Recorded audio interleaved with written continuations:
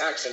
Hey, I'm Rick Spinrad. I am the Undersecretary of Commerce and the Administrator of NOAA, and this is my black and orange story. My fascination with oceanography actually goes back to an experience in 8th grade, and it's a good object lesson about the value of good teachers. So in 8th grade, our science focus was earth science, and I decided I was going to build an echo sounder. Back then, it was basically the way you measure how deep the water is, and it was a rather sophisticated piece of equipment. Well, it's not an easy thing to build. I spent a lot of time, and it didn't work at all. It was a major failure. And this is where the story gets interesting, because this teacher basically said, "What did you learn from that, and how would you do it differently next time?"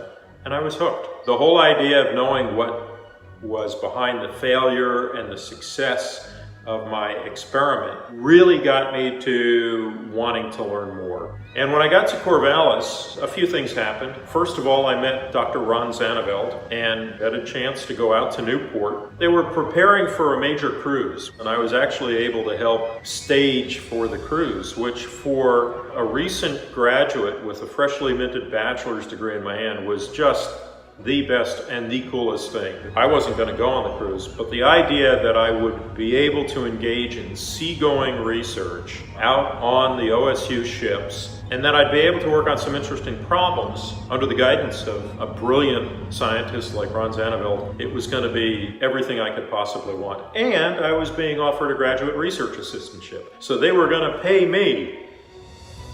When I finished my Ph.D., I got a postdoctoral research appointment at a laboratory in Maine doing government-sponsored research in underwater optics, optical oceanography as we called it. I did that for a few years, and I felt like this is interesting, this is exciting, but I also realized there were parts of the field where I felt I could make even more contributions. And this was an interesting turning point for me because I had to make a decision about whether I wanted to be the one in the laboratory or out at sea doing the research, or being the one in Washington making the decisions about what research would be done.